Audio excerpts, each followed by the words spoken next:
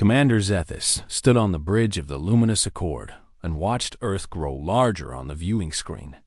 The blue planet looked peaceful and beautiful, just as it had appeared in all the surveillance reports over the past 3 centuries. The Vanlari commander had performed this duty 43 times before approaching a newly developing species to welcome them into the Galactic Council, and each time brought the same mixture of excitement and careful diplomatic preparation. Begin standard approach protocols, Zethus ordered, their scaled hands moving across the control interface with practiced ease. The communications officer, a young Thorian named Kess, looked up from her station with confusion written across her 6 facial features. Commander, I am receiving no response to our hails, Kess said, her voice carrying a note of concern that made Zethus's spine ridges flatten against their back. Try all frequencies, Zethus commanded. Moving closer to the communications station, Kess's many fingers danced across her console, cycling through every known communication band that humanity had ever used. Nothing.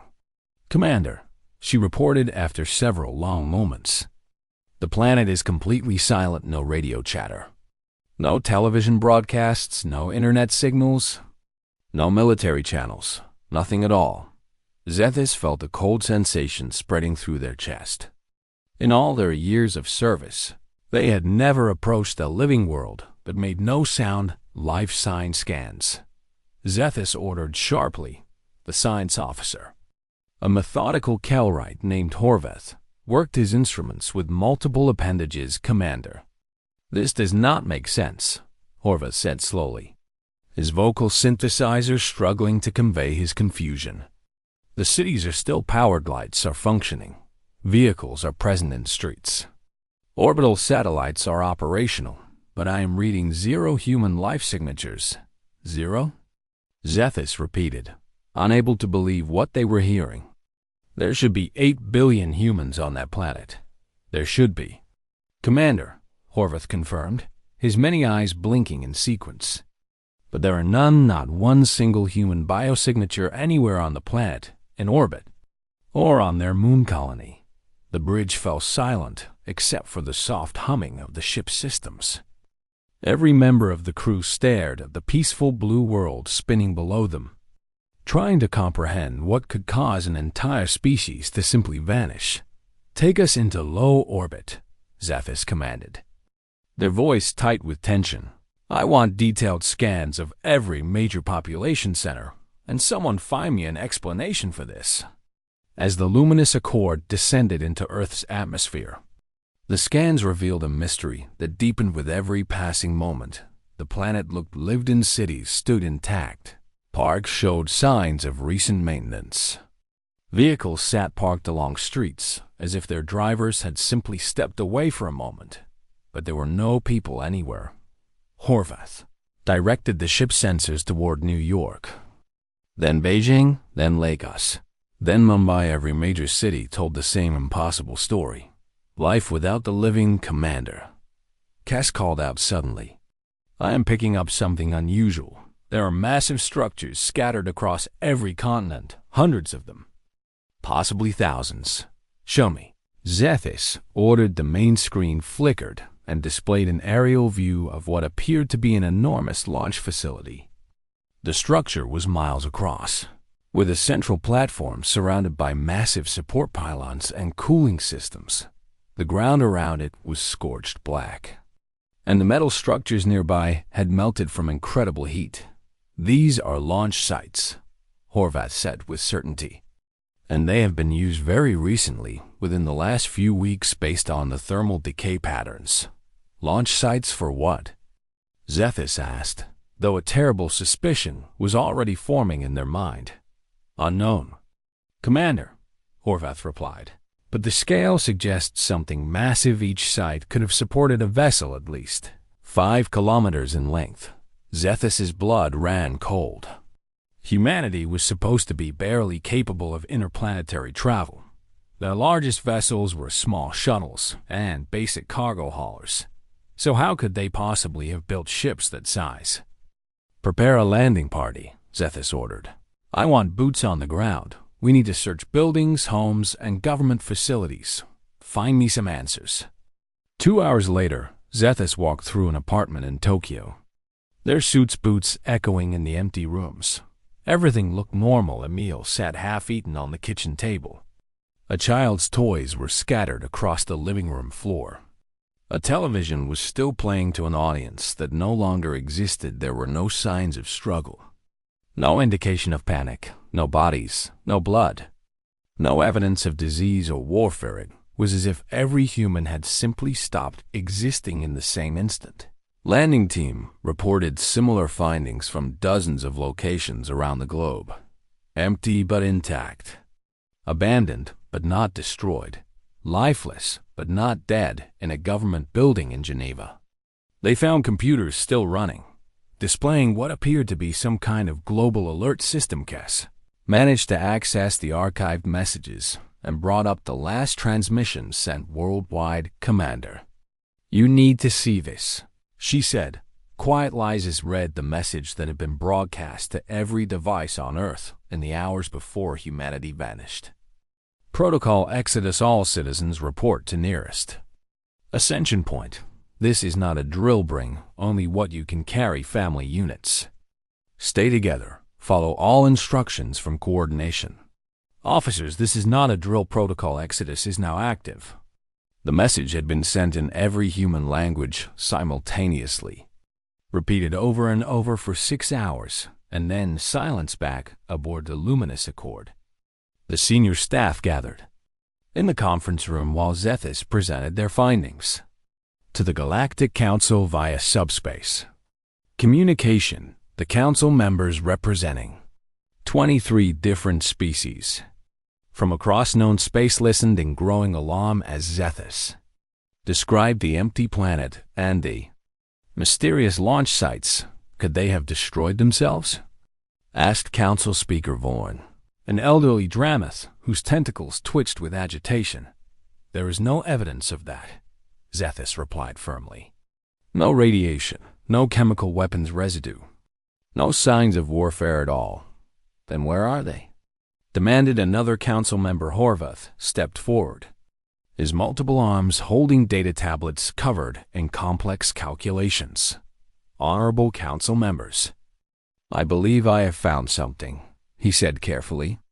"My team has been analyzing the gravitational distortions around the system, and we have detected anomalies, very significant anomalies." "Explain," Speaker Vorn commanded. "We have found evidence of exactly 500,000 individual warp field signatures, each one powerful enough to move a vessel of dreadnought class or larger," Horvath said. And the conference room erupted in shocked exclamations from both the Luminous Accord crew and the council members watching remotely. "That is impossible," someone shouted. "Humanity barely discovered basic warp theory a century ago." "Nevertheless, the evidence is clear," Horvath insisted. "Furthermore, these signatures form a trail leading away from Earth, heading toward the galactic rim, toward uncharted space." Zethus felt their throat tighten as the implications became clear. "They did not vanish," Zethus said quietly. But their words cut through the chaos. "They left, all of them. Every single human boarded ships and departed their homeworld." "But why?" Speaker Vorn asked, their voice hollow with confusion. "That," Zethus said grimly, "is what we must discover, because a species does not abandon their homeworld without reason, and a species that can field 500,000 warships is a species we very much need to understand." The council voted immediately to authorize a pursuit fleet, and Zethus volunteered without hesitation to lead it as the Luminous Accord prepared to follow humanity's trail into the unknown. Zethus stood alone on the observation deck. Looking back at Earth one final time, the planet looked so peaceful, so beautiful, so utterly and completely empty. "What did you know?" Zethus whispered to the silent world. "What scared you enough to make you leave everything behind?" The only answer was the cold vacuum of space and the faint, gravitational echoes of 500,000. Ships that had carried humanity towards some unknown destiny, and Zephys was determined to discover what that destiny was. The pursuit fleet consisted of 12 ships representing 6 different species of the Galactic Council, all of them following the luminous accord as Commander Zephys led them deeper into space along the trail humanity had left behind. For 3 weeks they traveled through known space, following the gravitational signatures that humanity's massive fleet had carved through the fabric of reality, like a highway pointing toward the unknown. "Commander, I am detecting a structure ahead," Kes announced from her communication station, her voice carrying the weariness that came from long weeks of fruitless searching. Zephys leaned forward in their command chair, studying the sensor display as it resolved into something recognizable, a space station of some kind. Though not like any station the Council had ever built, it appears to be constructed from asteroids, Horvath reported, his many appendages working multiple sensor arrays simultaneously. The humans have hollowed out several large rocks and connected them with structural frameworks, very crude but surprisingly effective. As the fleet drew closer, they could see the station more clearly. It was a waypoint, a rest stop carved from space debris and held together with human engineering docking ports lined its surface, each one size for vessels much larger than anything humanity should have possessed. "Life signs?" Zephys asked, though they already knew the answer. "None." "Commander," Horvath confirmed, "the station is abandoned, but it shows signs of recent use, very recent, within the last 2 months based on the thermal readings from the reactor cores." Zephys led a boarding party across to the station, their magnetic boots clanging against the metal floors as they explored the empty corridors. Everything was labeled in multiple human languages: English, Mandarin, Spanish, Arabic, Hindi, showing that humanity's unified effort had truly involved every nation and culture from their homeworld in what appeared to be a central control room. They found computers still running, though most of the data had been wiped clean. Kes managed to recover some fragments, supply manifests, docking schedules, maintenance logs, and the numbers they contained made Zephys's head spin. According to these records, this station processed 847 ships over a period of 9 days. Cass read from her portable terminal. Each ship received fuel, supplies, and what appears to be some kind of technical upgrades. 847 ships in 9 days. Zephys repeated incredulously. That would require coordination and logistics beyond what most Council species could manage. "There is more, Commander," Kes continued, her facial features arranged in an expression of deep confusion. "The manifest lists supplies for approximately 16,000 humans per ship. That means this single waypoint serviced over 13 million people." Horvath had been examining the docking mechanisms and called Zephys over to see what he had discovered. "Commander, look at these connection ports," he said, gesturing with 3 of his appendages. "They are designed for vessels with power outputs consistent with military grade dreadnoughts, and the fuel they were dispensing contains exotic matter components that humanity should not even know exist, much less know how to synthesize." The implications were staggering. Somehow, in the 2 years since the Council's last survey of Earth, humanity had not only built 500,000 massive warships, but had also leapfrogged centuries of normal technological development. How is this possible? Zephys wondered aloud, but no one had an answer. They found 16 more waypoint stations over the next month, each one telling a similar story of incredible organization and impossible advancement. The trail led them steadily away from civilized space, toward the sparse regions of the galactic rim, where stars grew farther apart and the darkness between them deepened. "Commander, I am picking up debris ahead," Kes reported one morning during the 6th week of their pursuit. "It appears to be wreckage from some kind of engagement." The pursuit fleet slowed as they approached the debris field, and what they found sent chills through every member of every crew scattered. Across thousands of kilometers were the shattered remains of ships, but these were not human ships. The hull fragments were composed of metals that Horvath's instruments could not identify. The molecular structure was unlike anything in the Council's extensive database of known materials. These ships are not from any species we have encountered, Horvath said slowly, scanning one piece of debris after another. The technology is extraordinary, possibly more advanced than anything the Council possesses. Could they be human ships? Someone asked. Perhaps humanity developed new hull materials? No, Horvath said firmly. The design philosophy is completely alien, nothing like human engineering principles, and look at these weapon scoring patterns. He directed their attention to a large section of hull that had been torn apart by some kind of directed energy weapon. This damage was inflicted by a weapon operating at energy levels I have never seen in practical application. Horvath continued, and the targeting precision suggests automated fire control systems of incredible sophistication. Zethus examined the debris carefully, noting how the ships had been utterly destroyed, not just damaged, but systematically torn apart with overwhelming firepower. These ships attacked someone, Zethus said quietly, and that someone fought back with extreme prejudice. Commander, I have recovered a data core from one of the larger fragments, Cass announced, her voice tight with tension. It is badly damaged but still partially functional, requesting permission to attempt data recovery. Do it.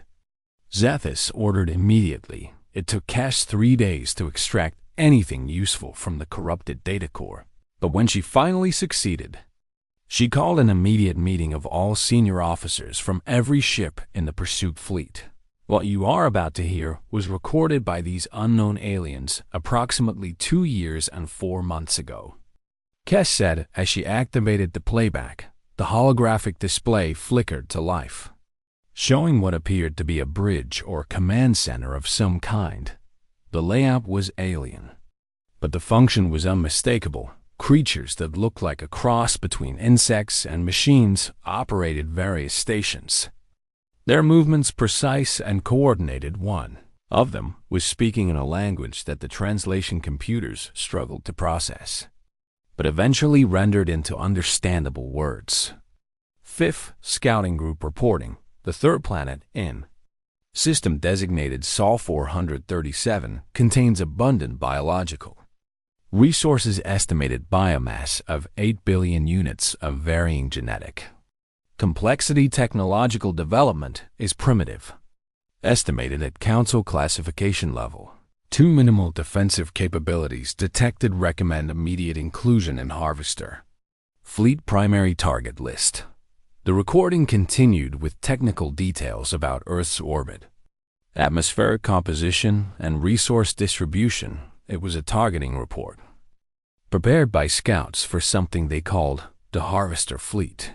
Council classification level 2? Zethus interrupted. That is the rating we gave humanity, barely capable of interplanetary travel. Yes, Commander, Cass confirmed grimly. These aliens were scouting Earth, cataloging it as a resource to be harvested. The recording continued, forwarding all data to Fleet Command via Quantum. Link estimated fleet arrival at Sol 437 in 24 standard cycles, beginning systematic survey of neighboring systems for additional targets. And then the recording ended abruptly in static and the screech of tearing metal. That is where the data core was damaged, Cass explained. But I found a timestamp. This recording was made 26 months ago, 2 months before humanity evacuated Earth. The room fell silent as everyone absorbed the implications. Humanity knew, Horvath said slowly. They knew these aliens were coming. Somehow they intercepted these scouts, recovered their data, and learned about this Harvester Fleet. And they decided to run, added one of the other ship commanders. A Calrite named Jessup. No, Zethus said. their voice hard and certain. They did not run if they wanted to run. They would have scattered to 1,000 different systems, made themselves hard to find. But they did not scatter. They stayed together. 500,000 ships traveling in a unified fleet toward a single destination. Then what are they doing? Jessup Eskedgethis looked at the frozen image of the alien scout ship on the display at the cold, mechanical efficiency with which it had catalogued Earth as a target for extermination. They are going to fight, Zethis said quietly. They learned that something was coming to destroy them and everyone in the galaxy, and they decided to meet it head-on. That is insane. Jessup protested. They should have warned the Council. We could have prepared a defense. Could we? Zethis challenged. Look at this debris. These scouts were more advanced than us, and they were destroyed utterly. Humanity has weapons we cannot match, technology we do not understand. They made a choice, and perhaps it was the only choice that made sense. We need to find them, Cass said urgently. If they are going to fight this harvester fleet, they will need all the help they can get. Agreed, Zethis said. Moving back to their command chair. All ships, maximum speed. We follow humanity's trail to whatever end awaits, and we pray to whatever gods we believe in that we are not too late. The pursuit fleet pushed their engines beyond recommended safety limits, racing through the darkness toward a destination they could not see, but now understood with terrible clarity. Humanity had not vanished overnight. They had gone to war. The pursuit fleet emerged from their latest warp jump into a region of space so remote that no Council survey had ever reached it. They were at the very edge of the galaxy, where stars were sparse and the void between them stretched for light years. Commander, sensors are detecting massive energy signatures ahead, Cass reported, her voice carrying equal parts excitement and dread. Multiple contacts, thousands of them, no, hundreds of thousands. On screen, Zethis commanded, and what appeared on the viewing display made every being on every bridge fall silent. Humanity S fleet was arrayed before them in a formation so vast that it defied comprehension. 500,000 ships arranged in a perfect sphere, each vessel exactly 5 kilometers in length, bristling with weapons and shields that glowed with barely contained power. The sphere formation was hundreds of millions of kilometers across, centered on a dying red dwarf star that cast everything in bloody light. They built a fortress, Horvath whispered in awe. Not a fleet, a fortress made of ships. Each human vessel was positioned with mathematical precision. Their weapons pointed outward into empty space, creating overlapping fields of fire that would allow them to support each other in combat. Zethis had spent decades studying military tactics and fleet formations, but they had never seen anything like this. It was defensive doctrine taken to an extreme that bordered on paranoia or genius. Possibly both. What are they defending against? Jessup asked from his ship, his voice crackling over the communication channel. Perhaps we should ask them, Zethis replied. Open all frequencies. Broadcast on every channel humanity has ever used. Let them know we are here. Cass worked her console, sending out hails in dozens of human languages. But for 3 days, there was no response. The human fleet remained silent and still, their weapons tracking the Council ships but not firing, waiting with the patience of stones. On the 4th day, just as Zethis was beginning to fear that humanity had somehow perished within those ships, leaving behind an automated defense grid, a response finally came through. The face that appeared on the screen was human, a woman with dark skin and eyes that looked far older than her physical age suggested. She wore a military uniform that Zethis did not recognize, covered with insignia and decorations, and when she spoke, her voice carried the weight of someone who had not slept properly in months. This is Admiral Sarah Chun of the Human Defense Initiative, commanding officer of the Exodus Fleet, she said formally. You are entering a restricted military zone for your own safety. I strongly recommend that you turn back immediately. Admiral Chun. I am Commander Zethus of the Galactic Council survey ship Luminous Accord, Zethus replied quickly. We have traveled for weeks to find you. We need to understand what happened. Why did humanity abandon Earth? Chun's face remained impassive, but something flickered in her eyes. Grief. Perhaps or regret. Commander Zethus, I appreciate your concern, but we do not have time for lengthy explanations, Chun said. What you need to know is that a threat is coming, a threat to not just humanity, but to every living species in this galaxy, and we are here to stop it. The Harvester Fleet, Zethus said, and Chun's carefully controlled expression cracked just slightly with surprise. You know about them? Chun asked. We found the remains of their scout ships along your trail, Zethus explained. We recovered their data cores. We know they were targeting Earth. But Admiral, if this threat is real, the Galactic Council should be coordinating a defense. You did not need to face this alone. Chun laughed, but it was a bitter sound without humor. Commander, let me tell you a story, she said, her voice hardening. 2 years ago, our deep space monitoring stations detected anomalous signals from beyond the galactic rim, signals that should not have been there. Our scientists, including myself, spent weeks trying to decrypt them. She paused, and her eyes grew distant, remembering. What we found was a warning beacon, left by a species that no longer exists, a species that had been consumed by something they called the Harvesters. Chun continued.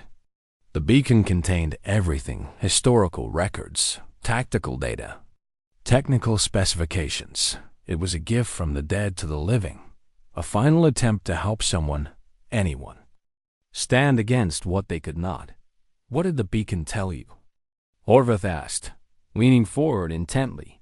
It told us that the Harvesters have been cleansing this galaxy of sentient life for millions of years, Chun said flatly. Every few thousand years, they sweep through a region of space, harvesting every biological resource, every mineral deposit, everything of value. And then they move on to the next region. They have destroyed thousands of civilizations, maybe tens of thousands. The species that left the beacon was just one of many. Zethus felt cold dread spreading through their body, but they forced themselves to ask the next question. Why did you not warn the Council? Because the Council would have debated. Chun snapped, her composure breaking for the first time. You would have formed committees, held hearings, questioned the data, argued about jurisdiction and treaty obligations. And while you talked, the Harvesters would have continued their approach. We calculated that by the time the Council acknowledged the threat and organized a response, it would be too late. So you decided to act alone. Zethus said quietly. We decided to do what was necessary, Chun corrected. The beacon contained advanced technology gifts from dozens of extinct species, each one hoping that someday someone would be able to use their knowledge to succeed where they failed. We took that technology. We absorbed it as fast as we could, and we built this fleet. She gestured around her, encompassing the massive defensive sphere, every human government, every corporation, every scientific institution, every individual person. We all came together with one purpose: survival, Chun continued. We built production facilities on every moon, every asteroid, every marginally habitable rock in our solar system. We worked around the clock for 2 years straight, and when the ships were ready, we evacuated everyone, all 8 billion of us, because we knew Earth would be targeted. And we wanted to draw the Harvesters away from our homeworld. You use yourselves as bait, Horvath said in horror. We used ourselves as soldiers, Chun corrected firmly. Every person on these ships knows why we are here. Every person volunteered. We are here because someone has to stand against the Harvesters. And we decided it would be us. When will they arrive?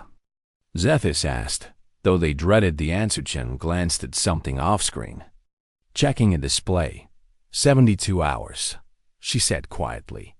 Long-range sensors detected their fleet 4 days ago. They are massive. Commander, millions of ships, each one the size of a small moon. They are everything the beacon warned us about and more.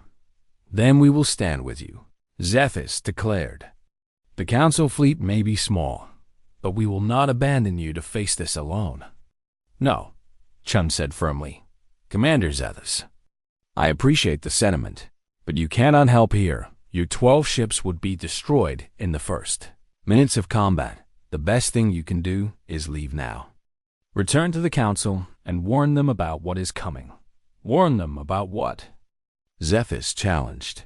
That humanity sacrificed itself to buy the galaxy time? That an entire species died to give the rest of us a chance to prepare? I will not run while you stand and fight.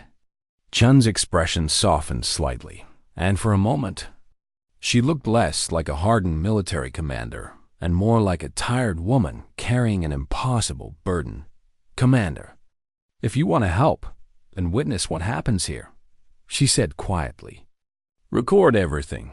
Send it back to the Council in real time if you can make sure that if we fail, at least someone will know we tried. Make sure Earth is not forgotten as just an empty world, but as the home of people who chose to fight rather than surrender. Zethus felt their throat tighten with emotion. And if you succeed? Zethus asked. Then we will have given the galaxy a future. Chen replied simply. Either way, the Council needs to know what we faced. They need to understand that there are threats out here that do not negotiate, that do not surrender. That cannot be reasoned with. The galaxy needs to learn how to fight, Commander, because the harvesters might not be the only threat lurking in the darkness. Before Zethus could respond, alarms began blaring on Chun's bridge. They are here early, Chun said, her voice suddenly sharp and professional. Commander Zethus, I am initiating emergency protocols. Your navigation systems are being locked to automatic. Retreat coordinates. You will be forced to jump to safety when the battle begins. You cannot do that, Zethus protested. I just did, Chan replied, and there was steel in her voice now. You wanted to help? Then survive, record everything, tell our story, and remember that humanity did not run, did not hide, did not surrender. We stood and we fought. And we did it for everyone. The communication channel cut off abruptly, and Zethus stood alone on the bridge, staring at the massive human fleet arrayed before them in the distance. Space itself seemed to darken as something vast and terrible approached from the void between stars. The harvesters were coming, and humanity was ready to meet them. The harvesters emerged from the darkness like a living nightmare made manifest. They came not as a fleet, but as a swarm. Millions upon millions of vessels that blotted out the stars themselves. Each harvester ship was enormous, dwarfing even the largest human dreadnoughts. And they moved with perfect coordination. It spoke of a hive mind directing every action. Zethus stood frozen on the bridge of the luminous accord, watching in horror as the swarm approached. Their numbers so vast that the ship's computers could not generate an accurate count. Estimate at least 10 million hostile contacts, Horvath reported, his voice shaking despite his attempts to remain professional. Possibly 15 million sensors are being overwhelmed by the sheer density of their formation. We need to help them, Cass shouted, her many facial features twisted in anguish. We cannot just watch. We have no choice, Zethus said bitterly. Admiral Chun locked our navigation. We will be forced to jump away as soon as the battle begins. But even as they spoke, something unexpected happened. The other 11 ships of the Council pursuit fleet began moving forward, breaking formation and heading toward the human defensive sphere. All ships, what are you doing? Zethus demanded over the fleet-wide channel. We are choosing to stay, Commander Jessup replied from his ship. Admiral Chun locked her navigation, Commander Zethus. But she did not lock ours. We are choosing to witness this, to stand with humanity, even if all we can do is watch, one by one. The other commanders echoed Jessup's decision. and Zethus felt something swell in their chest, pride mixed with terror, respect mixed with grief. The human fleet remained silent and still as the harvester swarm approached, waiting with discipline that spoke of extensive training and preparation. Then, when the harvesters crossed an invisible line in space, Admiral Chun's voice rang out across every human channel. All ships, humanity endures fire. 500,000 human warships opened fire simultaneously, and the darkness of space was torn apart by lights. Zethus had seen fleet combat before. They had studied historical battles and observed training exercises, but nothing had prepared them for the violence that erupted before their eyes. Human weapons, energy beams, missiles, kinetic rounds, and things Zethus could not even identify, lashed out at the harvester swarm with fury that seemed to exceed the laws of physics. The harvesters returned fire, their weapons cutting through space with terrible precision. But the human defensive sphere held, each ship supporting its neighbors, overlapping shields creating a barrier that absorbed and dispersed the incoming fire. "They are holding them," Horvath whispered in disbelief. "They are actually holding them back." But the harvesters kept coming, pushing forward with mindless determination, and slowly, inevitably, human ships began to die. Zethus watched in anguish as a human dreadnought took concentrated fire from a dozen harvester vessels. Its shields failed, its hull breached, and it exploded in a flash of light that briefly outshone the dying star behind the fleet. "One ship lost," Cass reported quietly, tears streaming down her face. "Reading 160 human life signatures lost with it. Record everything," Zethus commanded, their voice thick with emotion. "Every death, every sacrifice humanity asked us to bear witness. And by all the gods of all our species, we will do exactly that." Hours passed, then days, and the battle raged without pause. The human fleet fought with a ferocity that bordered on madness, their ships charging into impossible situations, sacrificing themselves to destroy larger harvester vessels. But it was not mindless aggression. Zethus began to see the pattern in their tactics, the careful coordination, the mathematical precision of their targeting. "They are not just fighting," Horvath said in awe. "They are executing a strategy. Look at how they concentrate fire. They're not trying to damage the harvesters. They are trying to destroy them completely, one at a time." He was right. Humanity was not spreading their fire across multiple targets, but focusing everything on single harvester ships until they were utterly annihilated. Then moving to the next target. It was brutally efficient, but the cost was staggering. By the end of the first day, humanity had lost 50,000 ships, 8 million people dead, but they had destroyed over 200,000 harvester vessels. By the end of the second day, the human count had dropped to 300,000 ships, but the harvester swarm was visibly thinning, their perfect coordination beginning to falter as their numbers decreased. The council observers watched in silence, recording everything, bearing witness to sacrifice on a scale that defied comprehension. On the third day of battle, with the human fleet reduced to fewer than 200,000 ships, Admiral Chun's face appeared on every council ship's viewing screen. She looked like death itself. Her uniform was torn and stained. Her face was haggard with exhaustion, and her eyes carried the weight of millions of dead. But her voice was steady when she spoke. "Commander Zethus, commanders of the council fleet, I want to thank you for staying, for witnessing what we have done here," she said. "But now you must go, you must leave, and you must tell the galaxy what happened here. Admiral, you can still win this." Zethus protested. "Your fleet is holding. The harvesters are breaking." "Yes," Chun agreed, "but not before we are broken as well. What comes next will be difficult to watch. I will not force you to see it." "What do you mean?" Zethus asked, fear creeping into their voice. "I mean that we are going to finish this," Chun said simply. "All remaining ships have been ordered to execute final protocol. We are going to charge directly into the heart of their swarm. and we are going to keep fighting until either they are all dead or we are." "That is suicide," Jessup shouted from his ship.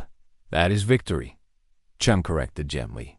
"Commander, we came here knowing we would not return home. We came here to buy the galaxy time, to show the harvesters that sentient life can fight back, and we have done that. We have hurt them badly, killed millions of their ships, but to truly stop them, to ensure they cannot regenerate and return, we must destroy every single one." She paused, and for just a moment, her professional mask slipped, revealing the exhausted, terrified woman beneath. "Tell them we tried," she said quietly. "Tell them that humanity stood here at the edge of the galaxy, and we fought with everything we had. Tell them that Earth was not just an empty world, but a cradle that birthed people, willing to die for strangers. And please, please, remember us." Before anyone could respond, Chun reached forward and activated something on her console immediately.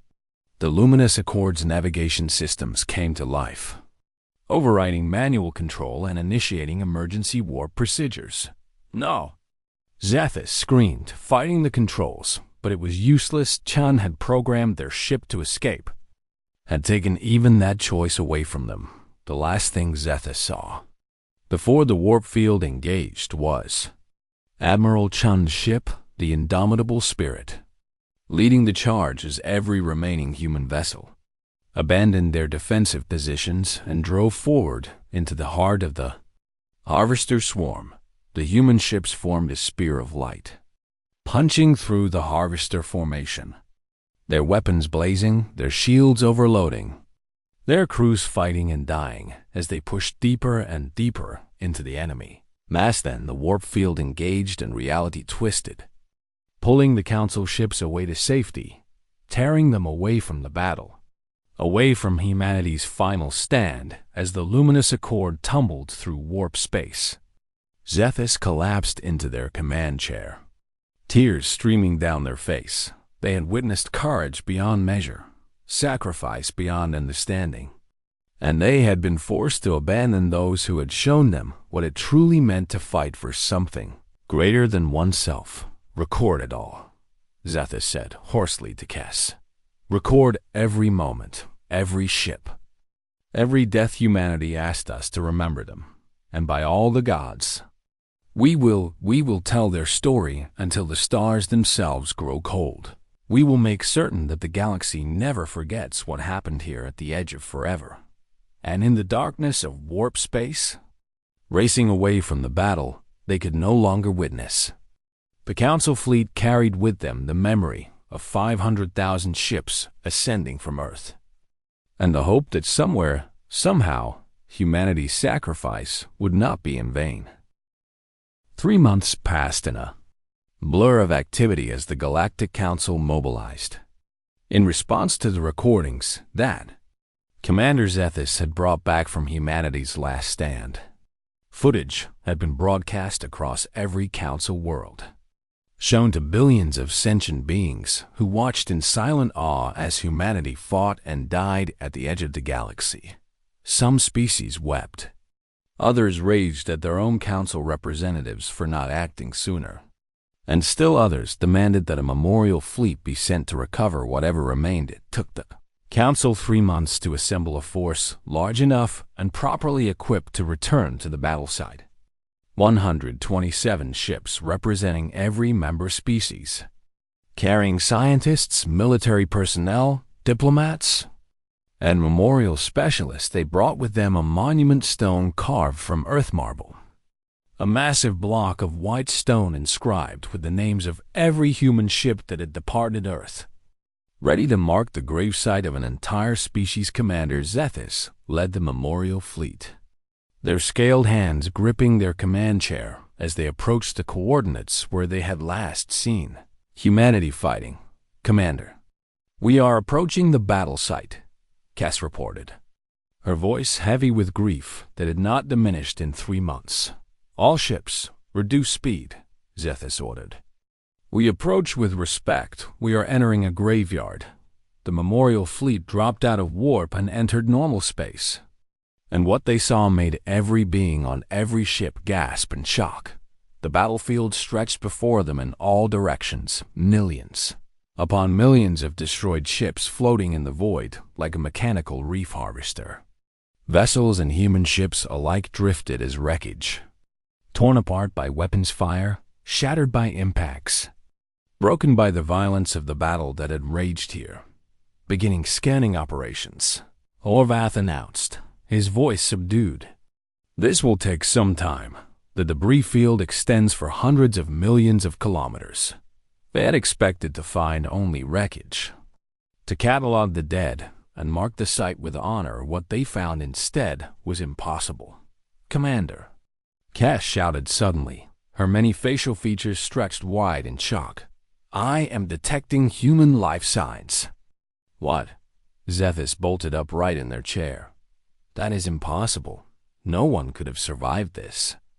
Multiple life signs, Commander, Cass confirmed, her appendages dancing across her console. Hundreds of thousands of them, weak signals, emergency life support levels. But definitely human and definitely alive. All ships, begin search and rescue operations immediately. Zethus commanded. Find every survivor, bring them aboard. Medical teams on standby. The memorial fleet spread out across the debris field, their sensors sweeping for life signs. Their rescue shuttles launching by the dozens. What they discovered as they searched left them stunned. Scattered throughout the graveyard were 1,847 human ships. Damaged almost beyond recognition, but somehow still functional. Their crews alive, but barely so the indomitable spirit. Admiral Chun's flagship was among them. Its hull so scarred and battered that it looked more like a piece of abstract art than a warship when Zethus hailed the ship. They waited with breath held, praying for a response after long minutes. The communication channel crackled to life. And Admiral Sarah Chen's face appeared on the screen. She looked ancient. Her hair had gone white. Her face was deeply lined, her eyes sunken with exhaustion. But she was alive. And when she saw Zethus, she smiled. Commander Zethus, she said, her voice hoarse and weak. I did not expect to see you again. Admiral Chen, Zethus replied. And their voice broke with emotion. You are alive, you survived, how? Chen laughed, but it was a sound of pure disbelief rather than humor. We got lucky. Commander, she said. Very, very lucky, or perhaps the harvesters got unlucky. Either way. We're still here. What happened after we left? Zethus asked urgently. Chun's expression grew distant. Remembering horrors that would haunt her for whatever remained of her life. We charged, she said simply. Every ship, every person. We drove straight into the heart of their swarm. We had learned something from the ancient beacon. Something that dead civilizations had discovered too late. The harvesters are finite. Finite? Horvath interrupted. What do you mean? I mean they do not reproduce, do not build new ships. Do not replace their losses, Chan explained. Every harvester vessel in that swarm was millions of years old. Maintained and repaired over countless harvests. They are powerful. They are terrifying. But they are limited. And we realized that if we could destroy every single one of them, we could end the threat permanently. She paused, taking a shaky breath. So that is what we did, she continued. We fought for 7 more days after you left 7 days of constant combat. No rest, no pause. We tore through their formation, destroying everything we could reach, and they fought back.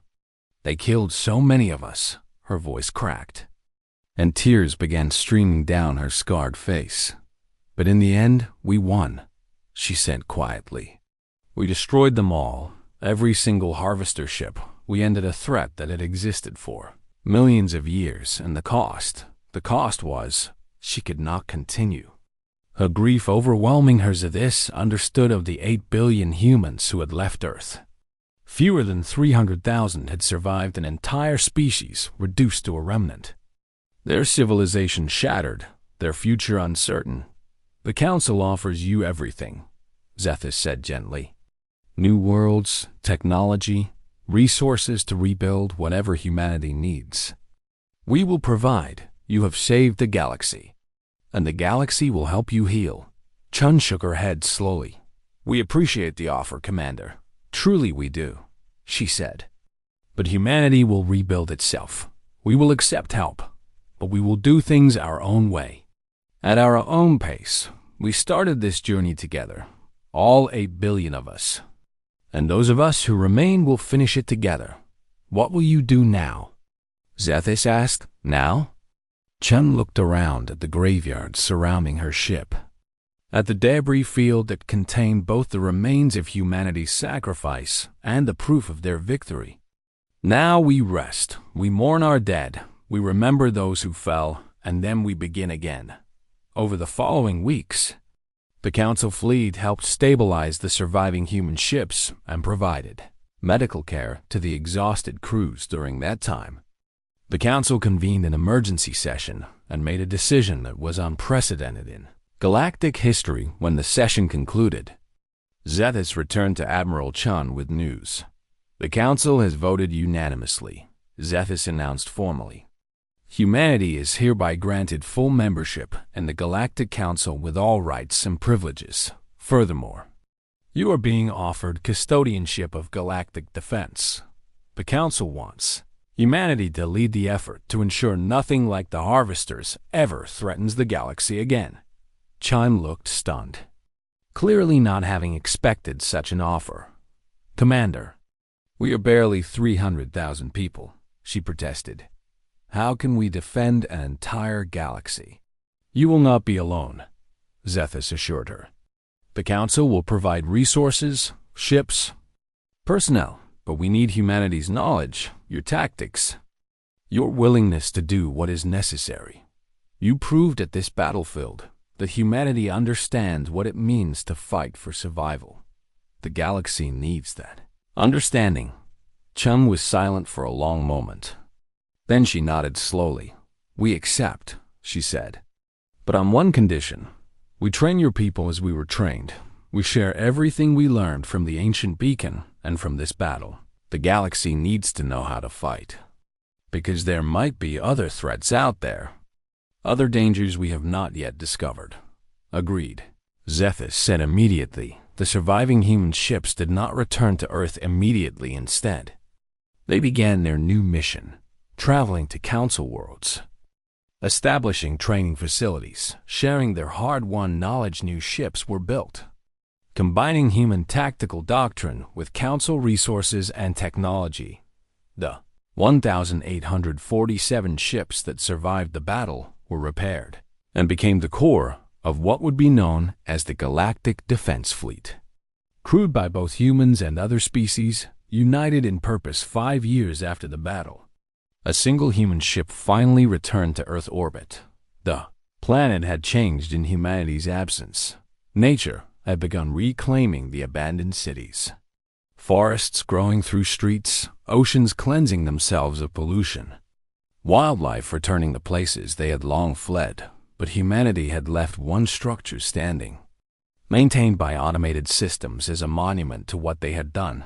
It was Launch Site Prime, the first facility from which the Exodus fleet had departed.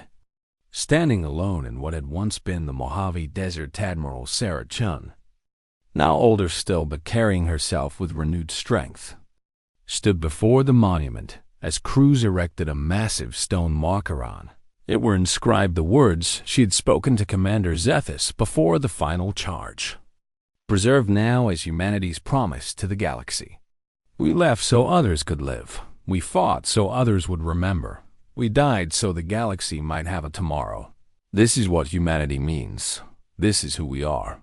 And below it, carved by Chun's own hand, a new line. And we survived, and we will never let this happen again. Chun stood before the monument as the sun set over the empty desert, thinking about the 8 billion people who had boarded those ships, about the millions who had died in the darkness at Galaxy's edge, about the remnant who had endured. She thought about Earth, abandoned but not forgotten, waiting patiently for the day when humanity might return to reclaim it, and she thought about the future, about the species humanity had saved, about the young people of a dozen different worlds who were even now training to defend the galaxy, learning from